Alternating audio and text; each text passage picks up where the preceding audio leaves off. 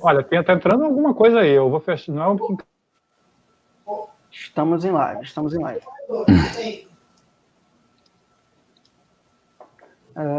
De faixas, depois a gente reduz o número de folhas, entendeu?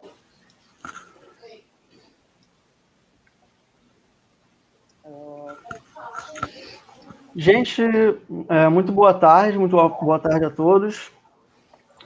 Eu gostaria de agradecer essa realização conjunta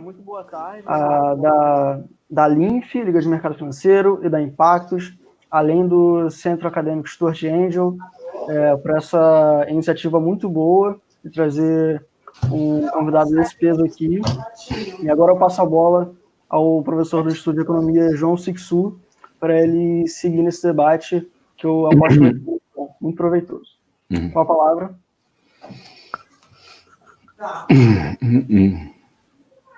Professor, você está com o microfone mutado. Vou alongar um pouco a nossa conversa para esperar mais gente entrar na sala. É que o pessoal está agora com essa mania de não ver na hora exatamente o que está marcado, é um ato de rebeldia. Eles só assistem depois o número de visualizações cresce, mas eles não aceitam assistir exatamente na hora que nós marcamos. Bom, então nós convidamos aqui o André Perfeito, da Necton.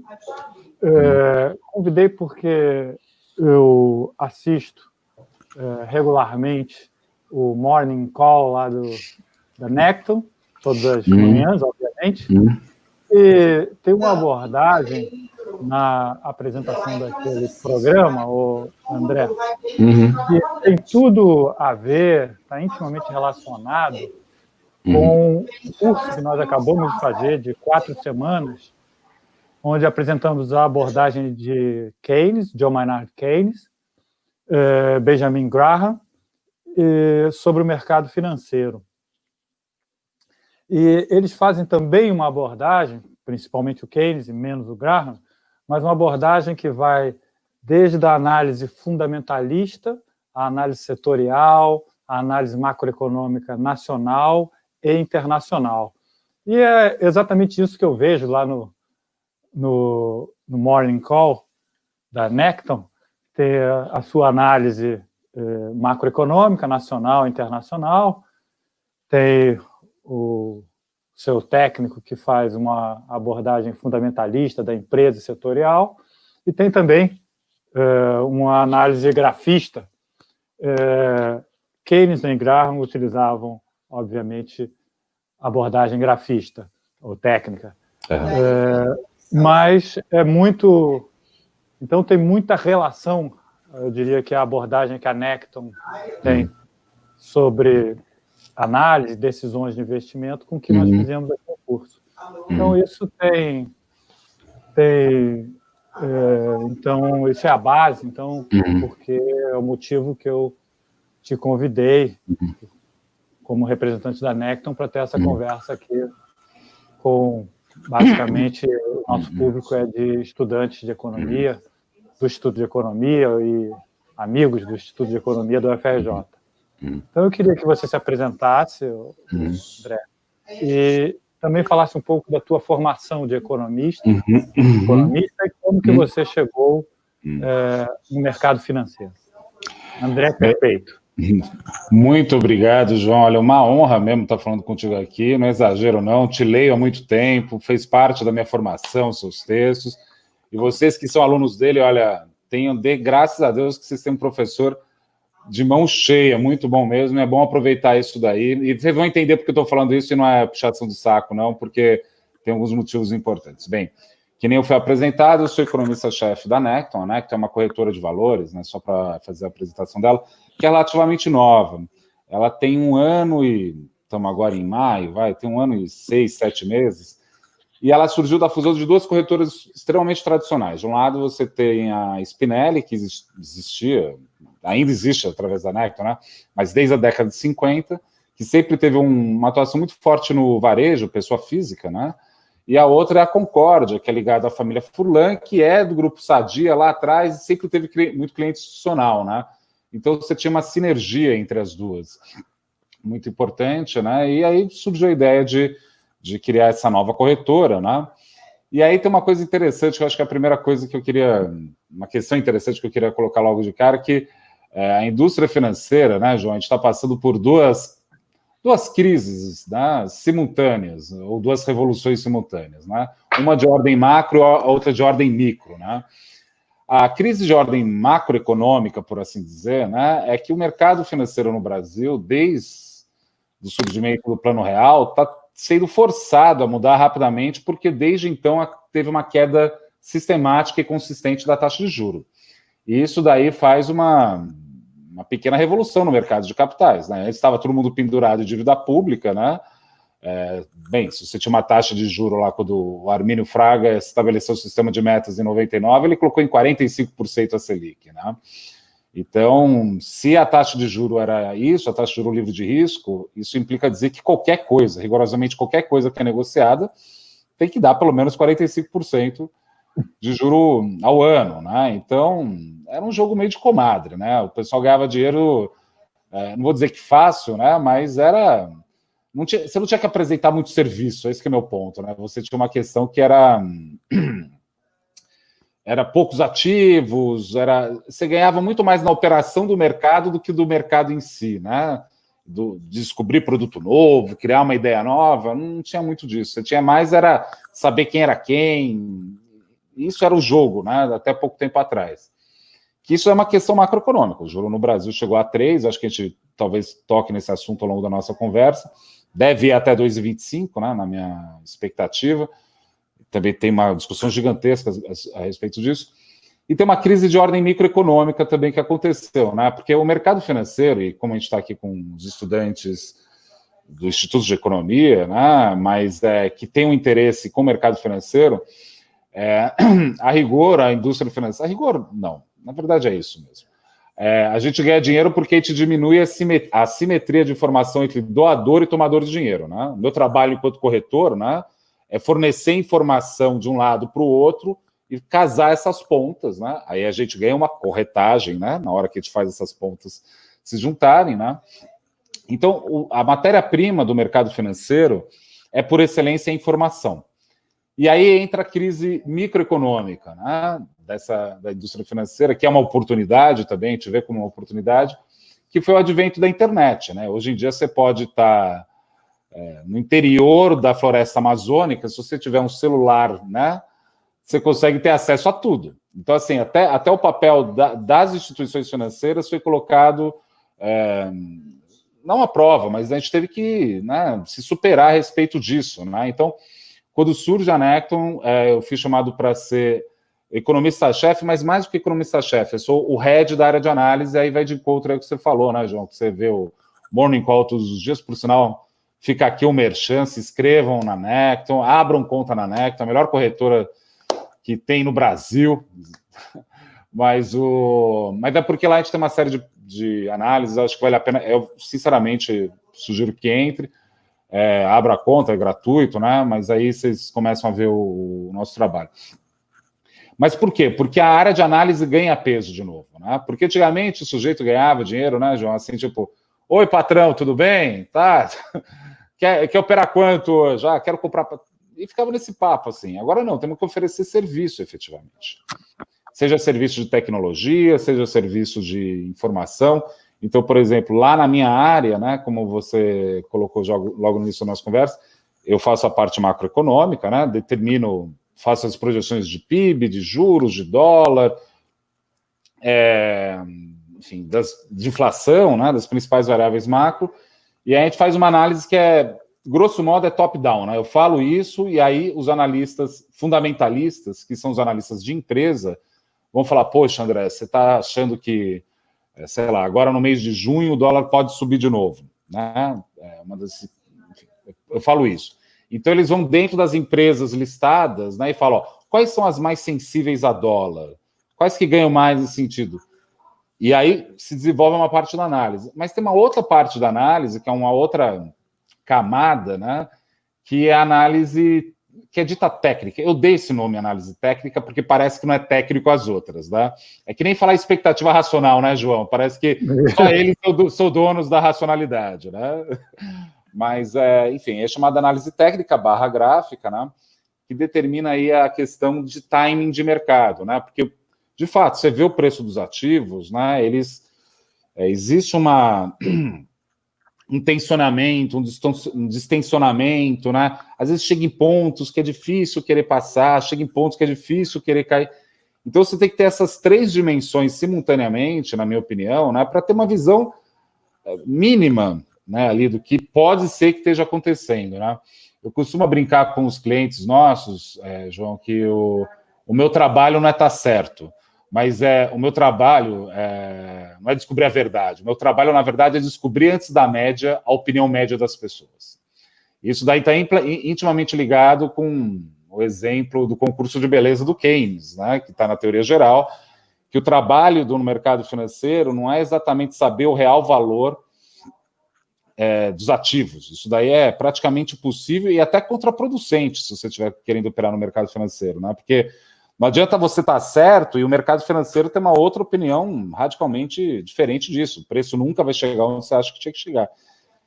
Então tem que ser feito, eu acho que tem que realmente fazer de forma transversal, tentar pegar esses elementos.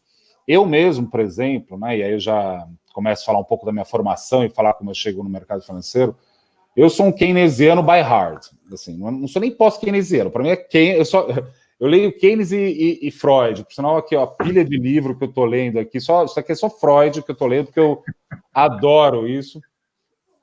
E, por sinal, eu voltei a ler também um pouco de Celso Furtado aí, esses dias aí, que, enfim. Mas e Schumpeter também. Você sabe, então, eu sou Keynes e Schumpeter. Desculpa te interromper. Não? Depois eu vou te encaminhar, então, uns textos do Keynes sobre Freud. Sim. Sobre Freud, e você vai gostar. E ele, inclusive, publicava na Inglaterra esses textos em jornais de grande circulação, mas ele não assinava como Keynes. Exatamente. Ele assinava como Ciela, mas eu te mando alguns textos. Eu vi, acho que tem algumas coisas no Collective Writings que eu tinha visto. Isso, exato. Né? Tem nos Collective Writings, né? Mas enfim, mas assim, por que eu falei que assim, quis falar que eu sou keynesiano e eu abro, todos os meus clientes sabem, eu falo isso na cara mesmo, né? Que poderia ser uma coisa, meu Deus do céu, um keynesiano, etc e tal. Mas é porque eu tomo muito cuidado sempre, e isso é importante, isso é a primeira coisa do mercado financeiro que é importante se saber. Você tem que saber muito bem separar a tua opinião, a tua visão de mundo, do que é o mercado, do que são as forças que estão ali naquele momento, né?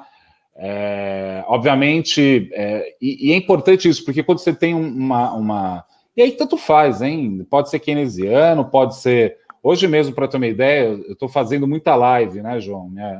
Minha vida virou... Eu estou totalmente em quarentena aqui em casa, né? Então, minha vida virou fazer live e lavar louça. É isso que eu faço o dia inteiro. Eu faço uma live e lavar louça. Daqui a pouco, vou terminar essa live, fatalmente vai ter louça para lavar lá em casa, lá na cozinha. Eu faço live... Lavo louça ouvindo live. É tipo isso, né? Mas por que eu coloquei isso de maneira tão clara, né? Bem, eu estava falando, né? Hoje mesmo, por exemplo, eu chamei o Hélio Beltrão aqui para falar para os nossos clientes. Ele é o presidente do Instituto von Mises, que é uma escola austríaca, né? Não preciso nem dizer. Vocês que são economistas sabem exatamente o tamanho das divergências entre as opiniões de Keynes e do Mises ou do Hayek, que seja, né? Mas é muito importante para fazer esse exercício que eu tenho que fazer profissionalmente, de entender qual que é a opinião média das pessoas, que eu veja muito das outras opiniões, né, desse jogo. E isso que é fascinante no mercado financeiro, eu acho, né, João? Bem, vale notar que o próprio Keynes era um especulador, né? Vale notar também que ele quebrou, acho que umas 2 vezes, se não me engano, acho que foi umas 2 vezes que ele quebrou, acho que até o Marshall foi ajudar ele, teve... Ele ficou, assim, perdeu muito na crise de 29, mas... Isso, né? Recuperou. Mas é que tá, mas o mercado financeiro, para ele, era absolutamente fundamental, porque, do ponto de vista da ótica keynesiana, bem, aqui a gente não vai falar tanto de Keynes propriamente, acho que a gente vai tangenciar o assunto, mas Já que para o Keynes é uma economia monetária de produção, era ali que ele conseguia ver exatamente. Eu fico fascinado de trabalhar no mercado financeiro, porque é exatamente ali que você consegue ver aquilo que ele está falando o tempo todo. É impressionante como o Keynes é uma coisa que me ajuda fazer muito. uma observação, André? Diga. Eu acho que você está absolutamente certo nesse ponto que você está levantando do Keynes, que eu li recentemente, tem um livro daquele Richard Thaler, que ganhou o prêmio Nobel, chama Misbehaving, e ele diz o seguinte: por que ele resolveu analisar a economia comportamental no mercado financeiro? Aí ele pega uma frase que ele diz o seguinte: olha, tudo que acontece em Nova York acontece no mundo. Então, tudo que acontece no mercado financeiro acontece no mundo. Então, se você quer entender do mundo real, você tem que começar a entender do mercado financeiro. Exatamente. E por isso mesmo que eu estou lendo agora Freud, porque eu acho que tem mais coisa para entender por aqui também. Mas então, isso é importante que eu falei, assim, de ter uma clareza, e aí não importa, clareza do instrumental teórico. Então, vocês como economistas, a gente está falando dentro de um ambiente de um instituto de economia, e não é qualquer instituto de economia, estamos falando da UFRJ, que tem, né, vamos dizer assim, algumas orientações, algumas leituras de mundo, que é importante você saber absorver para criticar também, mas para você ter controle da variável, entender o que você está falando o tempo todo. Isso é muito importante para a gente. Porque o mercado financeiro, é engraçado isso, né? Engraçado de um lado também bastante óbvio, né? Mas o mercado financeiro, apesar de a gente olhar de fora, né, e parecer muito monolítico, né? Todo mundo pensa mais ou menos do mesmo jeito, tem as mesmas opiniões a respeito de tudo. Isso é num certo nível de leitura, porque o mercado financeiro é um ambiente, na minha opinião, vamos dizer assim, de muita liberdade, no seguinte sentido, né? Se alguém comprou ações da Petrobras, quer dizer que alguém vendeu ações da Petrobras. Então, nesse sentido, tem duas pessoas no mesmo momento do tempo pensando completamente diferente. Repare, é um ambiente de contraditório o tempo todo. O dia inteiro eu fico discutindo com meus colegas. Se todos pensássemos iguais no mercado financeiro, os preços iriam ao infinito ou a zero. A zero, exatamente.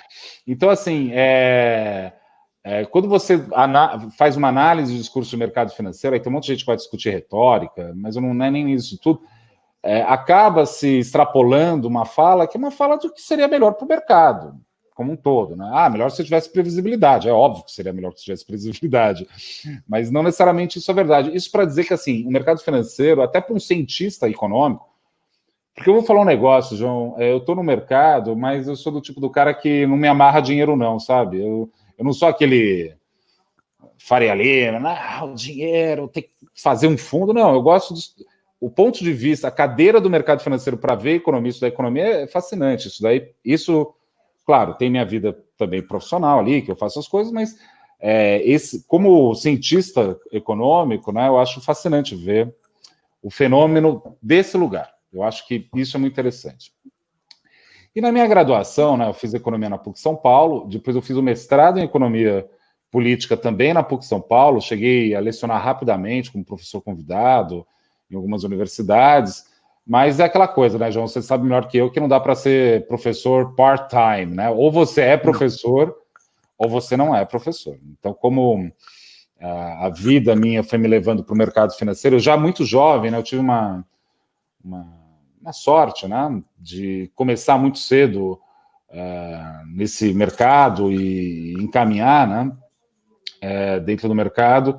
Eu acabei, né, seguindo por ali, que eu acho que é um caminho interessante para mim, né, até hoje. Eu não consigo me ver fazendo outra coisa, sinceramente, eu acho que esse é o caminho, e existe espaço para muita diversidade. Agora, nós economistas, vocês economistas que estão vendo a gente, né, eu acho que existe um campo gigantesco, sugiro que vocês estudem muito, que é justamente o mundo de Big Data, né? Eu acho que o economista talvez seja muito mais qualificado para tentar desenvolver hipóteses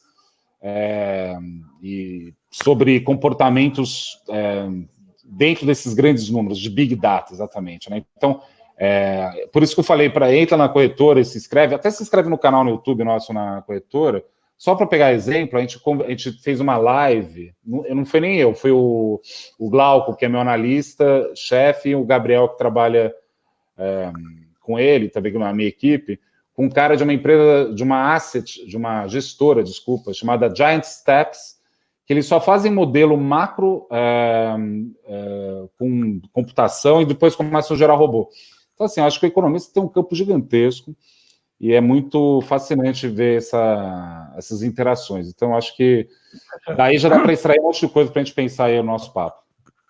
Isso. Deixa eu, então, fazer uma pergunta, que é o seguinte. Sabe que existe algo, quando estava falando do Benjamin Graham, e que era comum ao Keynes também, que o Keynes dizia o seguinte, olha, para se fazer investimento em bolsa de valores, tem que se conhecer muito bem as empresas e todo o cenário setorial e macroeconômico. Então, ele dizia o seguinte, olha, é uma parte importante, e a primeira parte, na verdade, do processo de investimento. O processo de investimento não é aprender a operar na bolsa de valores, é aprender a operar é a parte mais fácil. Aperta lá meia dúzia de teclas e compra ou vende, isso eu já ensinei para eles como faz. Mas a questão que é mais trabalhosa e que desgasta mais é a parte de análise. A parte de análise e busca de informação, conhecimento. Né? E o livro do Benjamin Graham, que é o Investidor Inteligente, exatamente ele diz o seguinte, a rentabilidade do seu investimento está associada ao esforço que você desempenha de entendimento do seu investimento, das informações que você conseguiu capturar.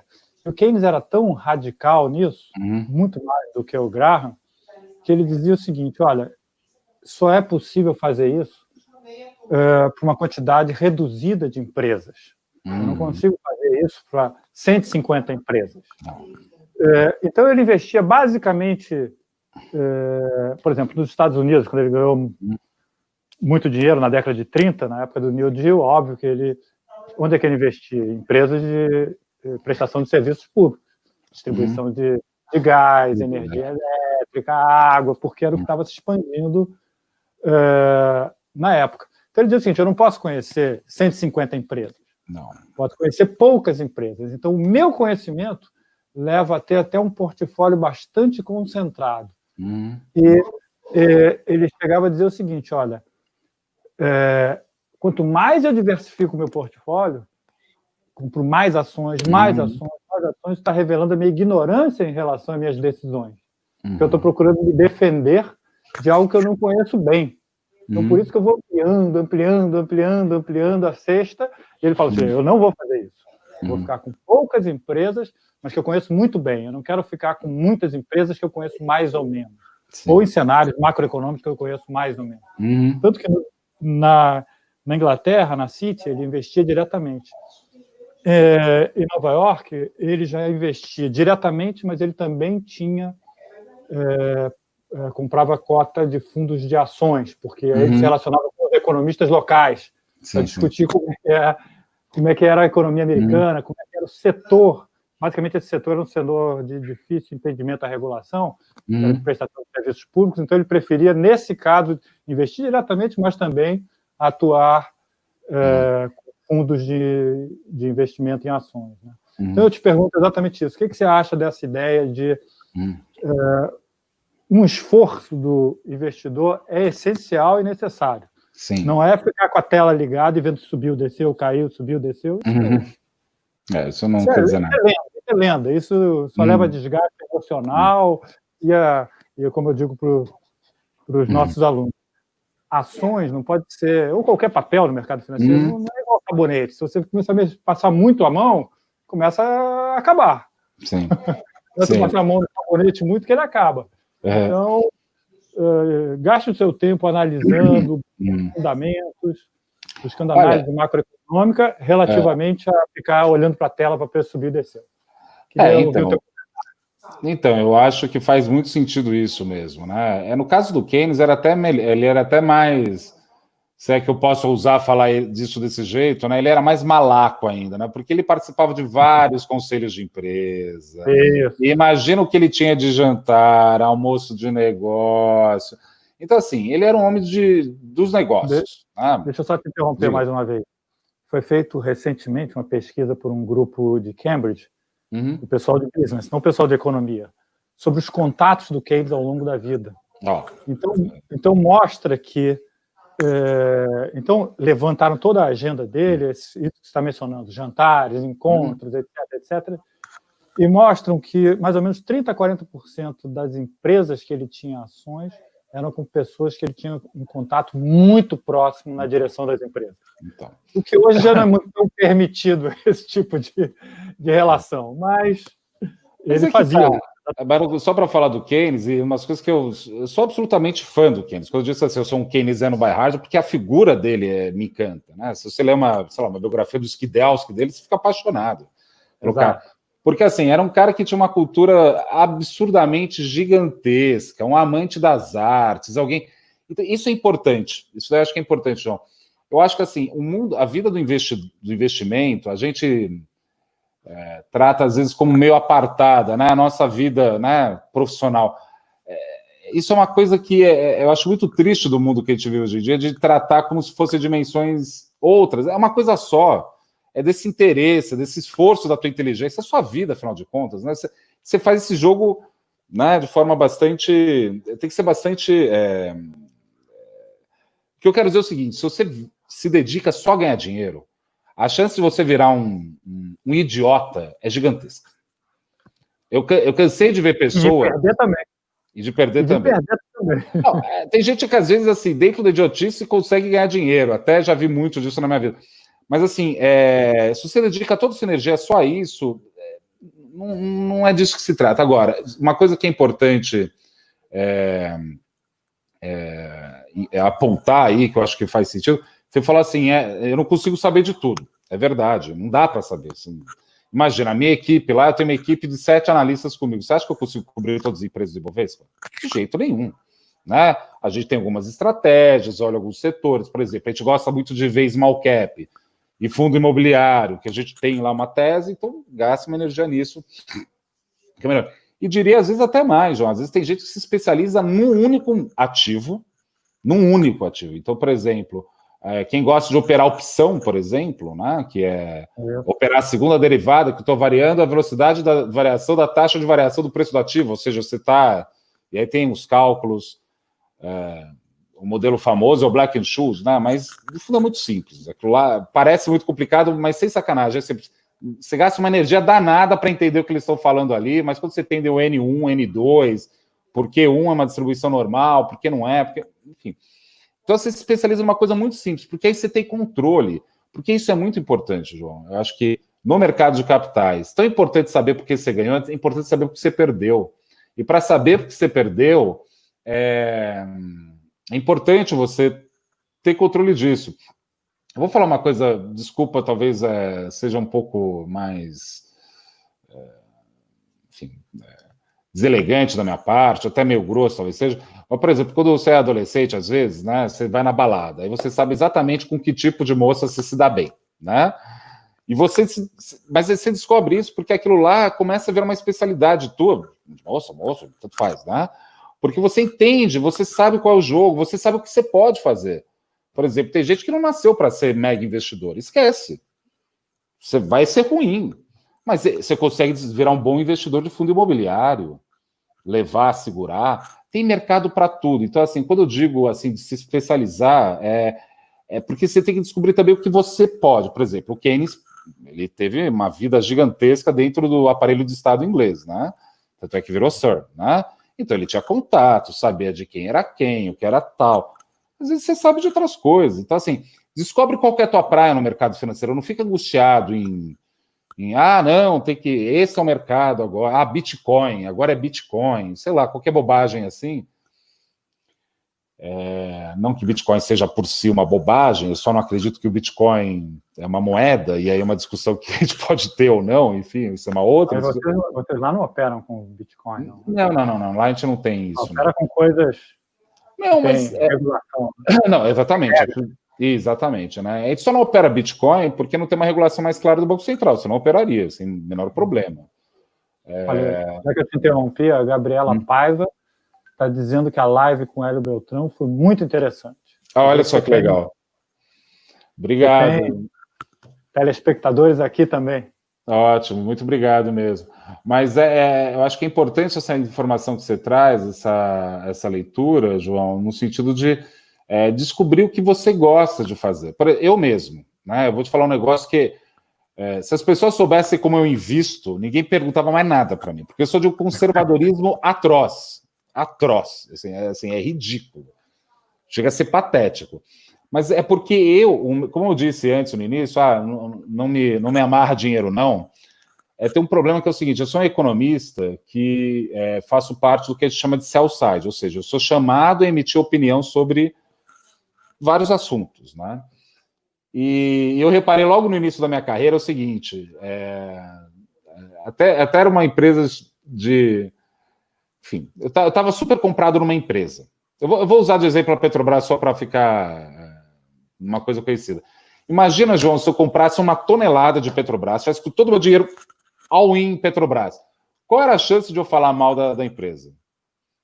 E lembrando que, assim, não é nem empresa, né? A Petrobras, quando você compra a Petrobras, isso é muito importante para as pessoas entenderem. Quando você compra a Petrobras, você não está comprando a Petrobras. Você está comprando o mercado de petróleo, você está comprando o governo, você está comprando uma série de coisas correlatas. Por exemplo, quando você compra Ambev, você não está comprando cerveja. Você está comprando a possibilidade de encontros sociais, né? Teve a pandemia, pum, caiu. Por quê? Porque você está comprando gente, né? Você está comprando esse tipo de evento. Então, isso é uma coisa muito importante. Você tem que sempre saber o que você está comprando de verdade. O que você está comprando de verdade não...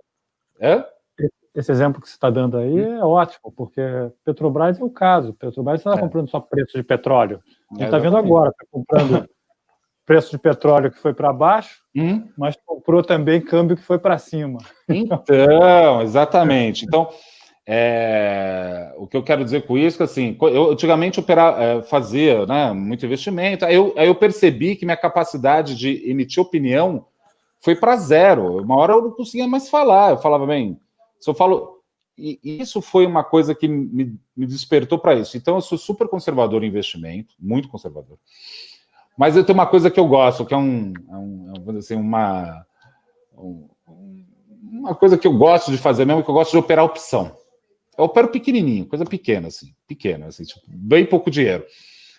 Mas, assim, como a volatilidade é gigante, é legal, porque é um mercado que eu gosto, eu opero a opção só de um ativo que é Petrobras, porque é o mais líquido.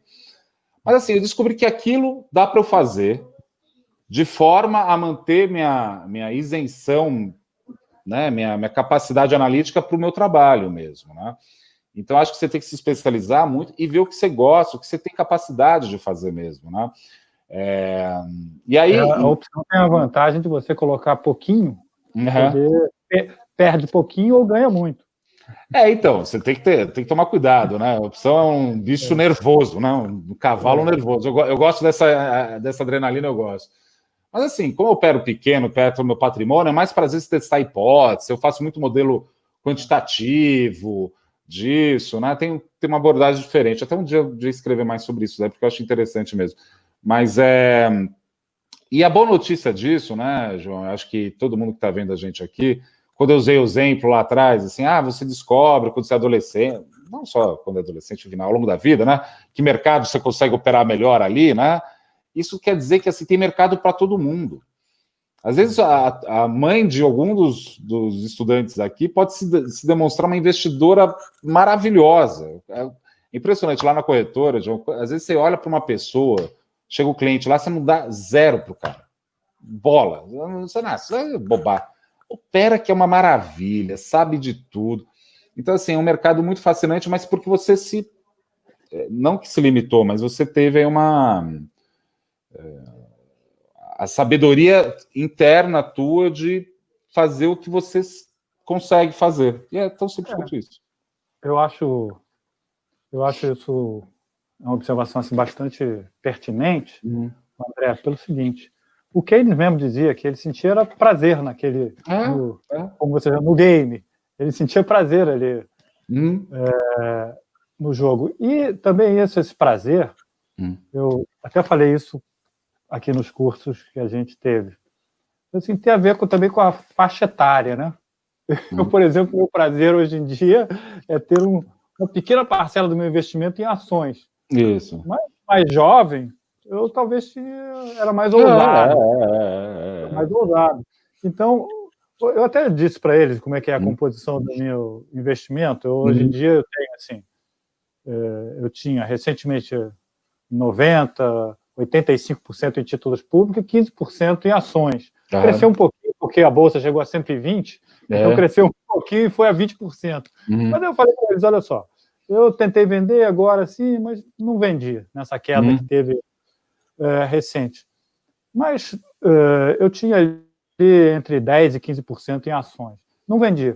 Mas isso significa o seguinte, que dessa queda toda, eu tive uma redução ali no meu patrimônio de 5%, 8%. Eu tenho 85% em título público. Então, eu só tinha 15%. Então, eu perdi a metade, perdi 8%. Nem perdi, porque esse negócio de perder... Só esperar um pouco aí. Tem um negócio... Assim, eu acho que eu queria até ter um comentário sobre isso. As pessoas se apavoram e agora está na hora de vender, vende tudo. Quando está caindo, vende. Aí cai. Olha, exatamente. E mais do que isso, né? E mais do que isso. Isso manada, só uma observação. Esse estudo, essa dedicação que você deve ter, exatamente para ficar distante desse comportamento de manada, né? Exatamente isso. Tem um negócio lá, você... sugiro que vejam o Morning Call, tem um dos nossos analistas lá, que é o analista gráfico nosso, que é o Márcio. Toda hora ele fala assim, como fala, análise risco-retorno, né? O que ele fica vendo toda hora, assim, quanto você pode perder, quanto você pode ganhar, se tiver uma proporção boa, subir um pouco, realiza a parte, coloca o stop na entrada, gestão de risco. Você tem que fazer esse negócio, que isso que é fascinante, João, porque isso força que você mesmo tem um conhecimento de si mais claro, entendeu? Porque assim, eu quero, vamos dizer assim, quero todo o dinheiro do mundo. Pô, errou. Né? Eu quero tudo. Não existe isso. Não é uma possibilidade isso. O que você tem é que saber esse tipo de... saber dançar com isso, saber quanto você... qual a sua estratégia, por exemplo, só para falar de opção, que eu gosto de operar opção. Fui lá, comprei no fim do dia. Eu geralmente entro no fim do dia porque eu acho que vai acontecer tal coisa no dia seguinte. No dia seguinte, eu já coloquei quanto eu quero perder, quanto eu acho que vai ter que perder e quanto vai ter que ganhar. Se eu ganho 100% do CDI num dia, sei lá, deu 2,5% logo de saída numa opção, eu já fiz. Poxa, mas subiu 40% o negócio, você perdeu? Não perdi, não. Estou com o controle daquilo. Porque se depois vai, ainda mais opção que vai e volta rápido, você tem que saber o que você quer, criar uma meta, e aos poucos, sabe? Eu acho que esse tipo de coisa revela muito da gente. O dinheiro revela muito da gente, né? Eu acho que tem isso, né? Porque o dinheiro é essa substância. Aí é uma discussão longuíssima, né? Mas assim, é uma substância. Esse controle emocional é muito importante, né, André? Você fica olhando para a tela está verde, eu compro, a tela está vermelha, eu vendo. Então você tem que ter equilíbrio emocional, porque senão... Mas esse equilíbrio, a boa notícia é que, assim, quando você tem, sei lá, na nossa vida particular, né, ter equilíbrio emocional, às vezes, sei lá, você está numa casa que a família está desestruturada, qualquer bobagem, né? É difícil você manter equilíbrio emocional, porque você está sendo toda hora ali, né, pressionado para lá e para cá. Mas no mercado financeiro é muito simples, você determina, olha, eu estou disposto a perder X para ganhar Y. Tá bom. Chegou no X? Foi no Y. Continua subindo. Pô, compra de novo. Faz de novo. Sabe, você consegue segmentar isso direito, com estratégia. E, de novo, eu acho que vale a pena você se especializar numa coisa que você conhece, né? E aí o que você conhece pode ser algumas empresas ou o cenário macro. Por exemplo, eu tenho uma hipótese. Quando baixa a taxa de juro e a dívida pública fica em tal patamar, isso quer dizer que a bolsa sobe. Pô, testei essa hipótese historicamente, então vou comprar Ibovespa. Não sei, tanto faz, entendeu? Quando você tem uma coisa que eu sou muito favorável da teoria eu sou meio minimalista, small is beautiful, sabe? Pouca coisa. É que nem quando você faz regressão econométrica, que eu acho, eu como keynesiano tomo um baita cuidado, porque eu acho que a gente não estaciona a série temporal, isso é uma outra discussão, talvez. Usa pouca variável, faz pequeno, sabe? Para você ter controle, entendeu? Porque senão você não sabe nem de onde você perdeu ali, né? E o que você acha dessa estratégia de buy and hold? Eu, por exemplo, pratico muito isso. Sim.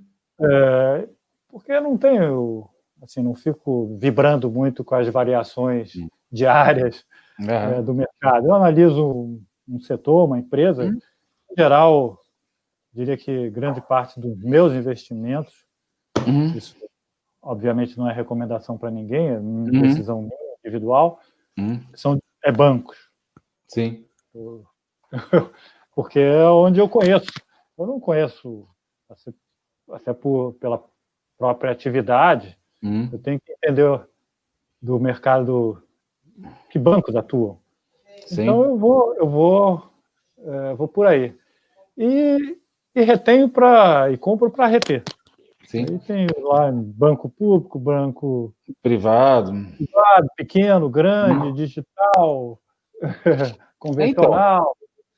Então, assim, eu vou montando a minha carteira, mas eu monto aquela carteira para esperar valorizar. Esquecer. Então, olha, João, eu acho que assim, a estratégia buy and hold faz todo sentido, ainda mais pensando em poupança de longo prazo, e em setores que estão, por exemplo, vamos pegar o Itaú, né? Nota de rodapé, disclaimer, isso não é uma recomendação nem de compra, nem de venda, nem de nada. Eu só estou usando como exemplo aqui, tá? Só para a gente pensar alto algumas questões.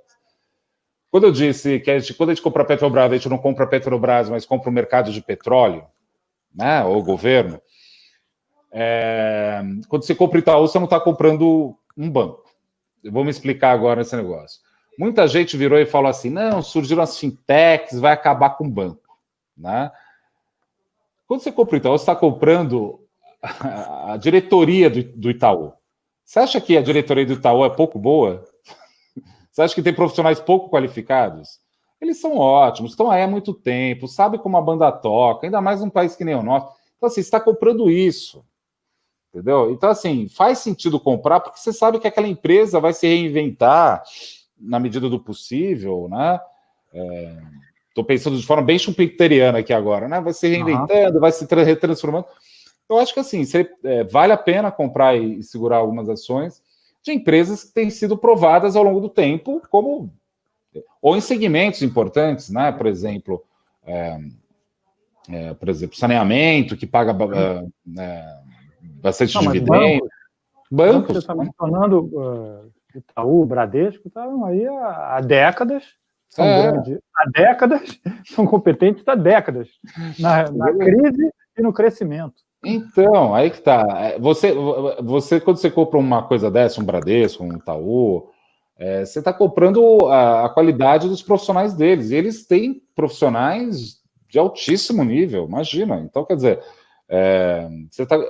eu acho que aí vale a pena. Isso é parte da estratégia. Acho que uma parte tem que ser buy and hold, assim, tipo, colocou lá e esquece. Deixa, depois eu vejo, tal. Mas, de novo, né, eu acho que essa estratégia é uma estratégia de alguém que está olhando para o longo prazo. Mas você tem coisas que você pode operacionalizar mais no curto prazo. Aí depende, de novo, do gosto da pessoa, das aptidões dessa pessoa. E, de novo, não se cobrem, não se cobre assim, tinha que estar fazendo... geralmente o mercado financeiro é só espuma, o pessoal só fala... todo mundo fala das pingas que eu tomo, ninguém fala dos tombos que eu levo, né? Sempre tem esse ditado, né? É sempre assim, não, é tudo incrível, caramba. Isso daí o pessoal conta história, né? É que nem aquele cara que fala assim que pega todo mundo, né? Mentira também, não pega. Assim. Tem muita história de pescador, né? Muita história, muita história. De pescador. Ô, André, vamos passar aqui para fazer umas perguntas. O Patrick vai botar na tela as perguntas, e aí vamos... o Hugo Vilhena, como articular o cenário político com o mercado de ações, dado o paternalismo da economia brasileira? Tá. O que você tem para dizer sobre isso? Olha, o cenário político ele entra como input de algumas impressões, né? Principalmente a respeito do comportamento de juros, né? Coisa do tipo. Então, assim, você tem que criar uma impressão sobre o que você acha que vai acontecer. Então, vou jogar aqui uma provocação para vocês, que é o tema que está me tomando minha cabeça 98% do tempo esses últimos dias. O governo brasileiro, a gente está com juros bastante baixos, né? 3% e para 2,25%. E a curva de juros, né, ela tá mais inclinada, ou seja, os juros de longo prazo estão mais altos do que o de curto prazo. A dúvida é o seguinte, será que o presidente Bolsonaro vai fazer mais reforma, sim ou não? Né? Isso é uma impressão que você tem que ter a respeito disso para...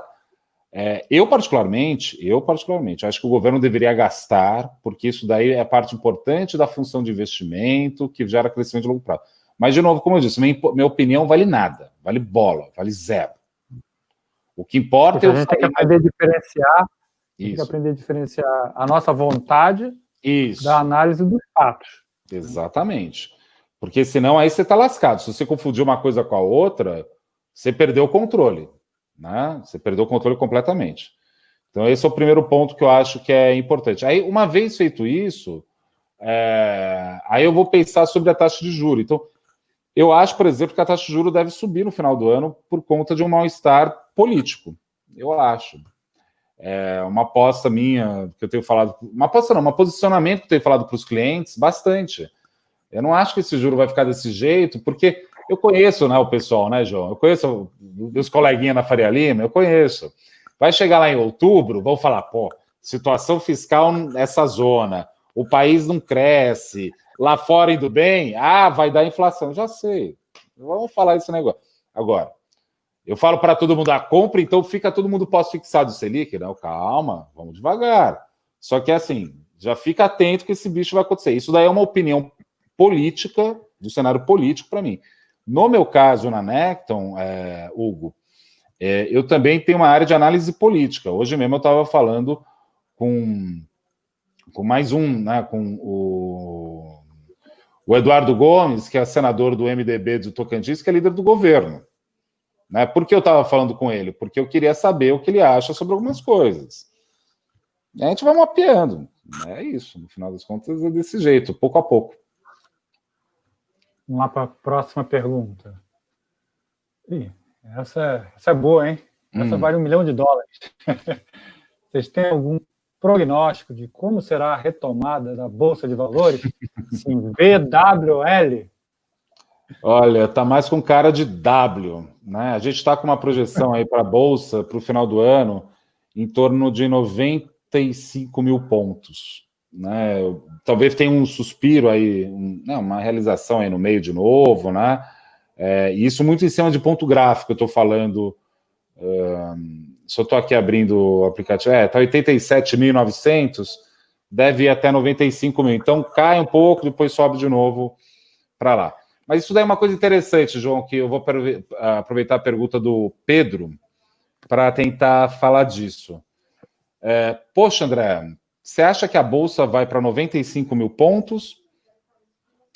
Mas qual a tua projeção de PIB? Eu ainda estou otimista, João. Estou com -4, mas vou revisar sexta-feira, que vai ser o PIB do primeiro trimestre. Vou revisar para -8. Deve ir para -8.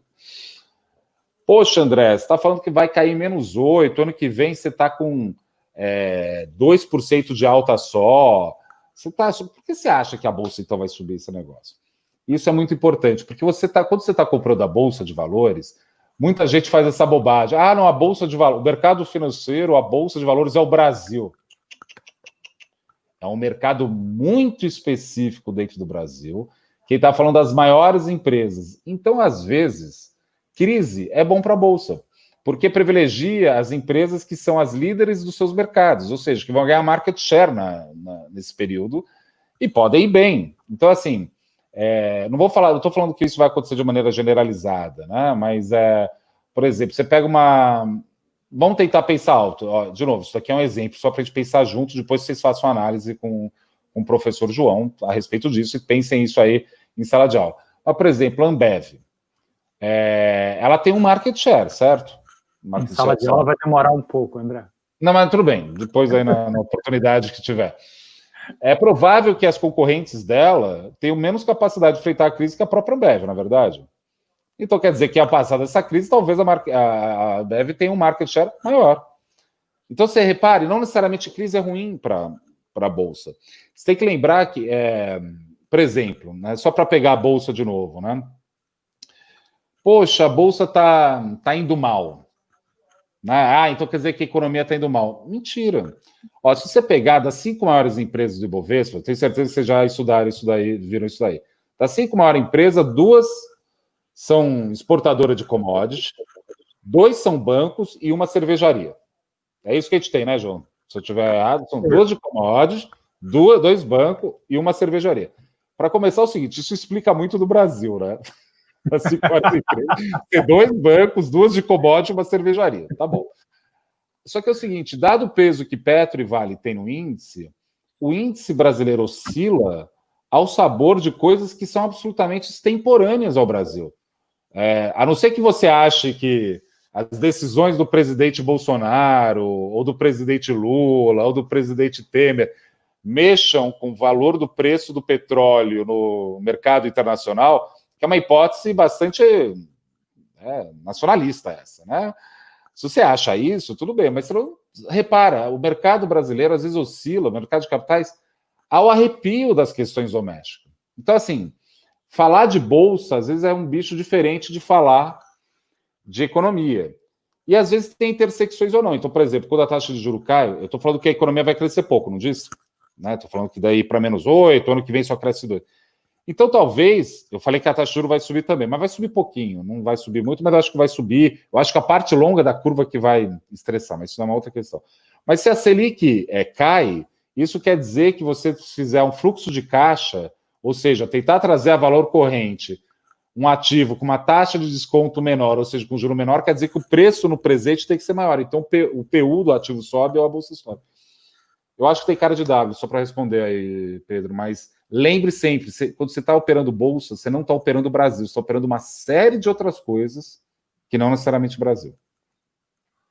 O entrevistado aqui é o André, mas eu vou dar uma palhinha rápida sobre esse ponto, mas bem rápida. Eu acho que existe uma tensão interna no governo, foi o que eu percebi dentro daquela reunião ministerial, assisti a reunião ministerial do primeiro, segundo até o último, não assisti parte, não assisti toda.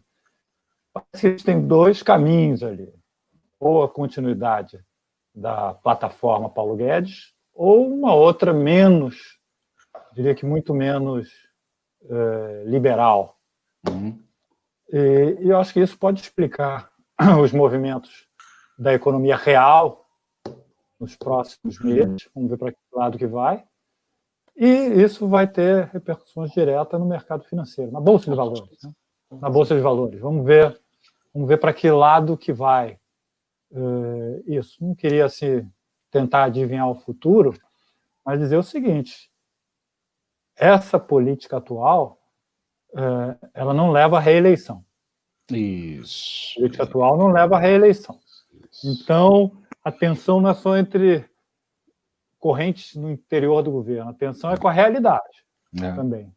Então, vamos ver o que vai acontecer nos próximos meses. Vamos lá para a próxima pergunta. Aline. Como é ser um keynesiano no mercado financeiro? Como as pessoas do mercado enxergam isso? Muito boa pergunta, Aline. Então, obrigado pela pergunta, Aline. Bem, ser um keynesiano no mercado financeiro, tudo depende de postura, sabe? No seguinte sentido, quando um cliente vem falar comigo, ele quer saber de coisas específicas. E é importante... Eu vou colocar da seguinte forma a questão. A coisa que mais me irrita com os ortodoxos, por assim dizer, né, no mercado, é que eles usam muito método quantitativo. Né? O keynesiano, por excelência, ele toma muito cuidado com esse instrumental. Ele usa também, mas toma mais cuidado. Então, vira um economista ortodoxo, estou exagerando aqui no exemplo, tá? E fala, olha, segundo, eu tenho um modelo dinâmico estocástico geral, que está falando, o DSGE, que está falando que o PIB vai cair menos 7. O que o cliente faz com uma opinião dessa? Tá bom, se você está falando que né? Você tem um modelo DSGE aí, enfim, né? Quem sou eu para falar que não é, né? Mas um economista keynesiano, né? Ele coloca muito bem explicitado as hipóteses que ele trabalha. Ó, eu acho que dado a queda dessa variável, mas aquela... E o meu trabalho como economista, aí não tem a ver o fato de ser keynesiano, é tentar explicar de forma muito mais, a forma mais direta possível para o cliente, por uma coisa muito importante, Aline, que é o seguinte, até para ele discordar de mim. Já cansei de ver cliente virar na minha cara, falar, pô, você é um idiota, você está falando bobagem. Não tem problema. Se ele falar isso, eu cumpri minha missão de tentar formar juízo na cabeça dele no seguinte sentido. Ao trazer aquelas informações, ele contrapõe com as informações que ele tem para ele formar juízo, para ele tomar alguma atitude. Então, assim, o que tem valor no mercado, e eu estou há mais de década no mercado financeiro, é ser claro e falar, ó, são esses os parâmetros. Obviamente, eu tenho um histórico bastante exitoso, né? O que ajuda a fazer... Só para ser freudiano, né, a transferência fica mais fácil nesse caso, né? Você consegue ter um processo de transferência mais fácil com o cliente, né? Mas você tem que colocar de maneira clara, porque o nosso trabalho eu vou colocar de outra forma aqui, isso é uma forma que eu gosto muito de ver, João. Talvez as pessoas não vão entender, mas eu vejo desse jeito. O economista sempre existiu, né? Enquanto arquétipo, por assim dizer, né? Você pega, por exemplo, a nossa função, eu consigo ver como absolutamente análoga à função que tinha um astrólogo numa corte medieval. Você tem homens e mulheres de ação que tem que, às vezes, consultar alguém ou algo, né? Tipo um oráculo, que seja, né? Para tentar criar nele mesmo uma espécie de juízo. E a coisa mais honesta que nós, como astrólogos, magos, oráculos, economistas podemos fazer é ajudar nesse processo. Então, o fato de eu ser keynesiano ou não me ajuda a deixar claro alguns parâmetros, mas enquanto economista mesmo, a gente está aqui para ajudar pessoas a tomarem decisões. É muita responsa isso que ele está fazendo, não é pouca coisa não. Quem trabalha no mercado financeiro, às vezes, é meio irresponsável, não só no mercado financeiro, acho que também muita gente na academia fica cagando regra, desculpa falar desse jeito, meio de forma meio besta. Assim, a gente está aqui para ajudar. O nosso trabalho social é o trabalho social de um intelectual, no sentido de que o nosso trabalho social é um trabalho de tentar aumentar o nível de consciência da sociedade sobre si mesma. E isso precisa, da nossa parte, ser muito claro. Então, o fato de eu ser keynesiano talvez ajude, porque eu não uso tanto método quantitativo, o que gera na pessoa uma impossibilidade dela contrapor. Por exemplo, pegando o mago medieval, rei, não ataque porque Lua está em câncer. O cara vai falar, que porra é essa? Desculpa falar desse jeito. Que porcaria é essa? Sei lá o que quer dizer isso. Agora, se você explica tal coisa, ajuda. Então, acho que é bom, não acho que não. Concordo plenamente com o que disse o André. E quero dizer o seguinte, ser keynesiano no mercado financeiro é igual talvez ser um professor keynesiano também. O professor keynesiano tem que dar aula de economia monetária, de macroeconomia, não chega na sala de aula com um rótulo na testa, sou keynesiano e vou dar aula de economia monetária. Não, tem que dar aula de economia monetária. Exatamente. Agora, nós levamos uma enorme vantagem, André, os keynesianos, porque nós conhecemos o lado de cá e temos que conhecer o lado de lá. Isso. O lado de lá só conhece o lado de lá. Isso, o lado exatamente. de lá só conhece o lado de lá, não conhece o que nós pensamos. Desculpa, João, desculpa te interromper, mas você viu a reunião inteira. Eu também vi a reunião inteira lá do Ministério, né, da reunião ministerial. Acho que a coisa mais surpreendente daquela reunião foi que o Paulo Guedes disse que leu 3 vezes o Keynes no original. Você lembra dessa parte que ele fala isso? Né? Eu li 3 vezes o Keynes no original. Eu falei, bem, que bom, né? Porque a maioria dos ortodoxos não leram o Keynes. Eu fiquei feliz com aquilo. Mas um pouco por aí. essa parte eu acho que é um pouco de bravata, mas vamos à frente, que isso não tem importância. Vamos à próxima pergunta. Aqui, é da Liga Impactos. O SP já passou de 3 mil pontos e apresenta alta significativa em abril e maio. O Bovespa também subiu bastante. Com o cenário atual, poderíamos dizer que o mercado está sendo irracional? Vamos lá. Eu não acredito na hipótese de uma irracionalidade, porque assumir a irracionalidade quer dizer que eu assuma que haja uma racionalidade, e eu acho que esses processos não são racionais, mas sim dentro de um espírito animal, né? Falei bonito aqui para falar nada para você. Vamos entrar agora na discussão interessante. Passou muito, a Bolsa subiu de forma bastante relevante. Isso é decorrente, na minha opinião, entre outras coisas, né, de um processo de descontrole monetário em escala global que tem feito o preço dos ativos privados subirem bastante. Tem 1 milhão de explicações para isso, tá? Eu não sei quem, enfim, para quem perguntou, a Impactos, né, da UFRJ, tem 1 milhão de coisas que conspiram para isso. Eu acho, na minha opinião, que que os mercados de capitais do mundo ainda vão passar por uma outra grande crise. Essa crise que está vivendo agora é uma crise, vamos dizer assim, exógena, né? Foi um choque exógeno, né? Surgiu um vírus, as pessoas pararam de trabalhar, pronto. Enfim, né? Mas eu acho que tem uma crise já armada por dentro do sistema, que tem a ver com a emissão monetária, né? Aí um austríaco, né, que nem o Hélio, a gente ia concordar na forma, mas não no conteúdo, né?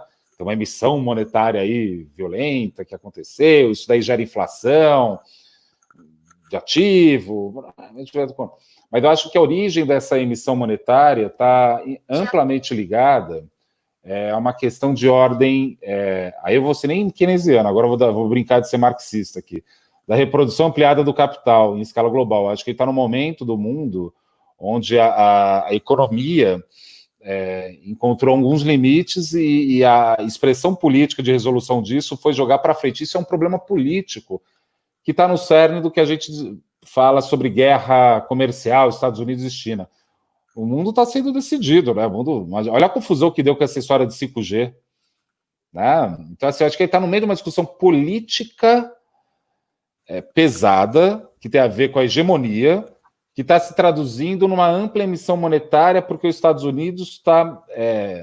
essa discussão é gigantesca.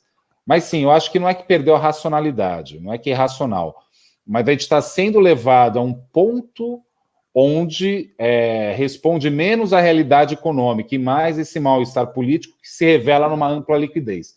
E aí, cara, a gente teria que fazer seminário para discutir esse negócio, porque realmente vai longe dessa discussão. Espero ter respondido, não sei se eu respondi. Ótimo. Vamos aqui para mais uma pergunta. É da Liga, da Liga Impactos ainda. Como conviver com as incertezas políticas que aumentam bastante a volatilidade do mercado? Olha, é engraçado isso, né? Isso a primeira coisa, acho que fica aqui outra dica. Volatilidade é ruim? Não sei se volatilidade é ruim, não. Porque se você tem um aumento da volatilidade, quer dizer que você aumentou a amplitude da variação do preço dos ativos. Se isso é verdade, implica dizer que quando você tem um aumento disso, aumenta a incerteza. Se aumenta a incerteza, aumenta a preferência pela liquidez. Se aumenta a preferência pela liquidez, quer dizer que o preço dos ativos cai. Então, falar que aumentou a volatilidade é um jeito diferente de falar que o preço dos ativos vão cair. Cara, pega a tela do computador e vira de ponta cabeça e continua operando. Entendeu? É a mesma coisa. Né? Eu acho que você tem que ter uma leitura. André, eu acho que a volatilidade vai ficar elevada, porque quer saber, o Bolsonaro não está com controle nenhum, você tem uma situação de descontrole econômico, sei lá, você pode ter uma leitura, vai aumentar a volatilidade. Se você acha isso, compra a vol. Quer ver uma forma interessante de comprar a vol, que adora opção, né? Compra uma call e uma put no dinheiro com o mesmo vencimento, né? Faz uma figura assim, você ganha se espalhar para um lado ou para o outro.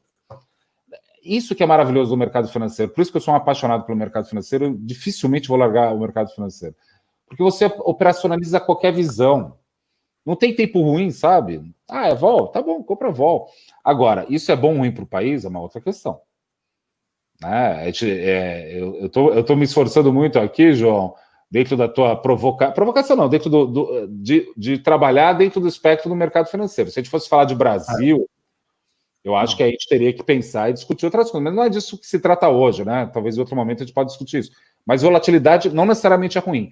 É ruim quando você não sabe ganhar dinheiro com volatilidade. E ganhar dinheiro com volatilidade não necessariamente é difícil, às vezes é até bem fácil ganhar dinheiro com volatilidade. Ok, André, temos 3 perguntas, vamos tentar atender esses 3, tá, para nos encaminharmos aqui para o final. Então, a próxima pergunta é: como o mercado reagiu à mudança de política do Paulo Guedes durante esse mandato? Dizendo que o foco ia ser privatização das estatais, mas agora nem fala mais sobre isso. Bem, o mercado gostou do vídeo. Eu gostei do vídeo divulgado da reunião ministerial. Por quê? Porque lá a gente vê um Paulo Guedes que está reafirmando seus valores liberais. Tem que vender logo o Banco do Brasil. O que dá a entender daquele vídeo, e tem uma outra coisa interessante desse vídeo também, né, João? Você citou que tem ali uma disputa interna. Você está falando talvez da fala do Marinho, né? Do Rogério Marinho e do Paulo Guedes, que o Rogério Marinho colocou algumas questões, só que nessa reunião, o próprio Bolsonaro falou que tem problema zero com o Paulo Guedes. Então, ou seja, dentro da disputa está resolvido, é o Paulo Guedes que ganhou. Talvez, se o Paulo Guedes cair, vai entrar o Marinho, aí é uma outra questão. Ó, vê, ele está comprando bolsa, eu estou vendendo já, tá? Ou o contrário, né? Não tem problema. Mas a questão é o seguinte, eu acho que os valores fundamentais do Paulo Guedes foram reafirmados ali. Então, não necessariamente ruim. E outra, eles vão fazer um movimento que pode se traduzir depois em mais para frente em mais reformas, né? Mas sabe o que é mais importante disso tudo? A bolsa subiu agora, tem subido esses últimos dias, né? Até alguns ativos já voltaram muito fortemente, né? Mas qual é a leitura aqui mesmo que eu ia falar? Às vezes a Bolsa brasileira está subindo, que nem eu disse, não é nem por motivos nossos, é por motivos externos. A Bolsa lá fora está subindo muito forte. Então, às vezes a gente olha para a Bolsa achando que está falando de Paulo Guedes, às vezes o mercado não está nem falando de Paulo Guedes. Eu canso de ver, é muito engraçado isso. Eu dou muita entrevista, né? E às vezes você vê, né? Eu vejo meus colegas falando, não, a Bolsa subiu por causa disso. Ou, não, sei lá, o dólar subiu porque... Isso acontecia muito na época da Dilma. Aconteceu muito na época... Por conta da Dilma. Mentira, a lira turca tinha subido também, o rand sul-africano tinha subido também. A não ser que o governo brasileiro influenciou todo o mercado de moedas emergentes. Então, de novo, tem que é difícil separar. Agora, eu acho que o mercado reconhece ainda no Paulo Guedes alguém que tem, né, os valores, né, liberais assegurados, né? Vamos ver como eles vão fazer isso. Tem muito ruído ainda aí. Como eu acho que o Bolsonaro não vai cair, então acho que vai continuar. Tem aquela experiência durante o regime militar, nos anos 70, que tinha o João Paulo dos Reis Veloso, que era o cara das obras, que queria fazer os planos, e o Simons era o cara chamado monetarista que queria fazer a contenção. Pode ser que o resultado seja esse, talvez, não sei. Então, também não saberia dizer aqui agora, mas eu acho que a pergunta é porque a pergunta da Impactos aqui foi em cima da opinião, o mercado reagiu à mudança de política do Paulo Guedes. Eu acho que vê os valores ali intactos. Eu acho que o Paulo Guedes ainda tem toda... A última coisa que o Bolsonaro precisa agora é brigar com o Paulo Guedes, né? Vamos combinar, né? Então tem toda a força ainda, então... Já brigou com muita gente. Então, e às vezes, de novo, né, quando a gente fala de mercado de capitais, lembre sempre disso, é importante. A gente não está falando bem de Brasil, estamos falando de um mercado específico dentro do Brasil, não é o Brasil exatamente. Aqui tem outra pergunta, que é a do Pedro Brandão. A que fator se deve a entrada de novos investidores no mercado financeiro esse ano?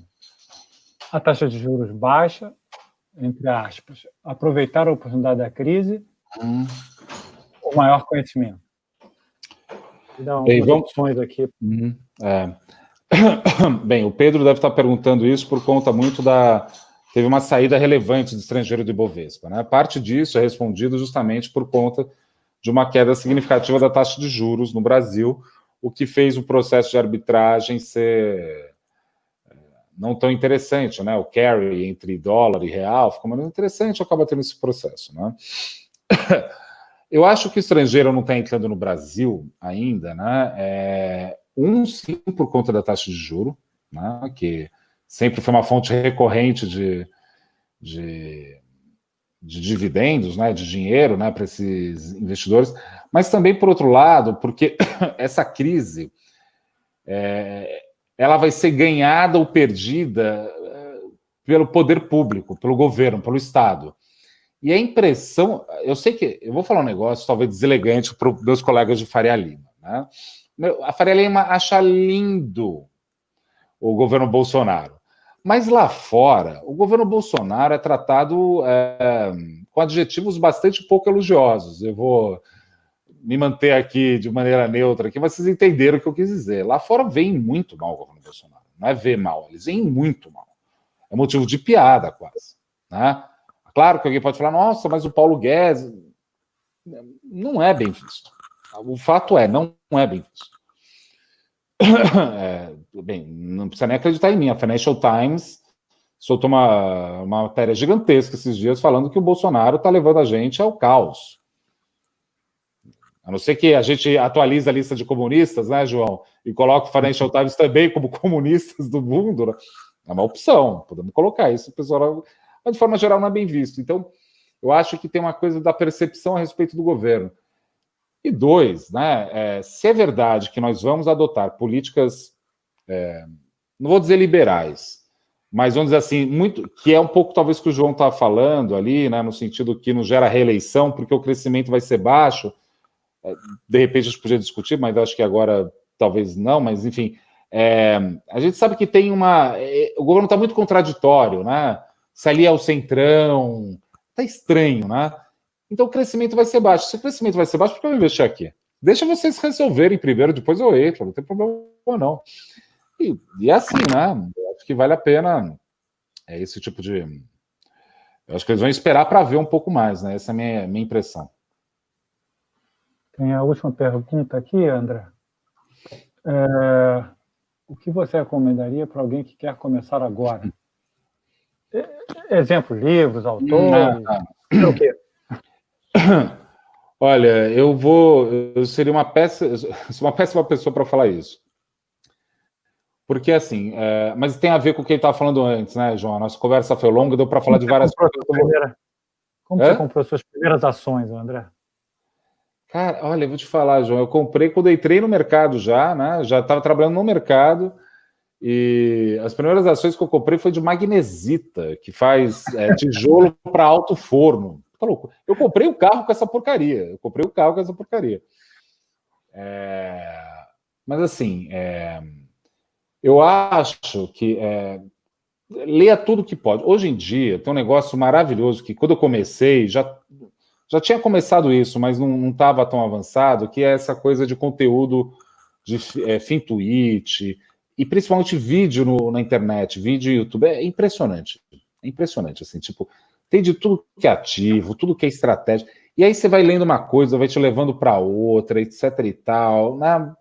Você vai chamando. Por exemplo, esse negócio de opção que eu gosto de operar, eu tenho alguns livros aqui de opção, não sei se estão aqui tá mais, enfim, tem vários livros de opção aqui que eu usei para entender, por exemplo, até a ideia do Black Shoes, ir lá, entender o negócio.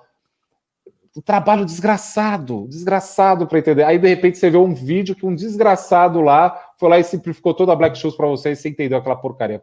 Caramba. Então, assim, mantenha a mente aberta e se instrua o máximo possível. Eu podia dar o nome de alguns autores, livros, mas é que tá. Como eu disse que cada um eu vou deixar aqui a lição de casa para você ir construindo o teu repertório ao longo do tempo e fazendo isso. E 2, investimento é um gesto, um gesto, né, da pessoa, que é um gesto de inteligência, ou seja, você vai colocar a tua inteligência a serviço daquilo, mas é um gesto que ele pega tudo de você, no sentido que assim, tem a ver com uma presença de espírito. Então, insisto muito, não entre nessa achando que é só dinheiro, sabe? Vai ler outras coisas, vai se instruir em outras coisas, vai ser culto. Eu não aguento mais gente que é inculta nesse país, pelo amor de Deus, não dá mais esse negócio. E isso daí, você pode achar que não, isso daí gera para você estofo e capacidade de pensar essas questões. São questões complexas. Mas, assim, se eu fosse falar, assim, alguma coisa para fazer, começa a fuçar vídeos se você souber inglês, acredito que muitos de vocês aí devem saber inglês, né? Tutorial e vídeo no YouTube. Assim, eu mesmo fico, às vezes, tá eu e minha esposa aqui, às vezes eu fico vendo vídeo, assim, tipo, de 15 minutos sobre um Aerocondor, que é uma estratégia de opções. A minha esposa me olha assim, que você é maluco? O que você está fazendo aí? Eu falo, não, eu quero ver esse negócio. Acho que é isso. André. Bom, queria agradecer muito ao André, que tem um tempo valioso, dedicou aqui mais de 1 hora. Imagina. A essa conversa com a gente, com as dezenas de estudantes que estiveram aqui, e concordar assim, com essa mensagem final e reforçar a mensagem final do André. Na verdade, a chance de você ganhar mais no mercado financeiro, eu acho que está muito associada à tua capacidade de ampliar a sua cultura. Sua cultura, eu digo cultura não só econômica, cultura em geral. Você tem que abrir a sua cabeça. Depois de ficar, conforme eu falei, olhar para a tela o dia inteiro, ficar vendo o que subiu, o que desceu, você tem que aprender as técnicas, de fato. Isso, claro. Mas porque você precisa saber operar. Agora, você precisa também entender de história do Brasil, entender de história do mundo, ter cultura mais ampla para ser mais, diria, consistente, mais sólido nas suas decisões. Infelizmente, há uma lenda de quem atua no mercado financeiro só entende de mercado financeiro. O exemplo que a gente discutiu aqui é o Keynes. O Keynes tinha uma visão bastante ampla, apoiava cultura, as artes, era colecionador de obras de arte, atuava no mercado financeiro, atuava em 3 mercados, aliás, mercado de commodities, bolsas e mercado de moedas. E, na verdade, era macroeconomista, atuava assim, em várias áreas, servidor público, etc, etc.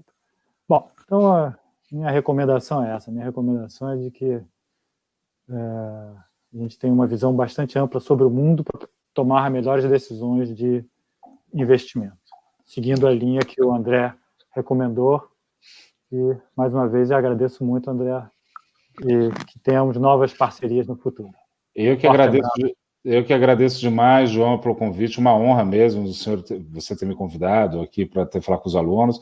Espero passar essa porcaria dessa pandemia aí para o Rio de Janeiro, aí no Instituto de Economia, falar pessoalmente com vocês.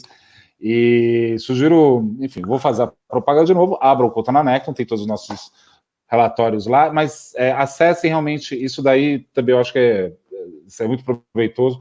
Aí está fazendo muita live, né? Então, por exemplo, hoje eu falei com o Hélio Beltrão, né, da Escola Austríaca. Na semana passada eu tinha falado com a Mônica De Bolle, eu chamei o Samuel Pessoa, falei com o Beluso, chamei o Delfim Neto, amanhã a gente vai trazer a Zena Latifi. Eu estou negociando, vou ligar agora aqui para o Nelson Marconi, para chamar ele, talvez quero chamar a Laura Carvalho também para falar. Então, assim, isso de economista, se escutar deputado, senador, sugiro, entrem no canal, se inscrevam. Vai ser um prazer bater um papo. E, de novo, muito obrigado ao FRJ, né, ao Instituto de Economia, pelo convite. Até a próxima mesmo. Forte abraço para todos. Para você também, André. Abraço. Tchau, tchau.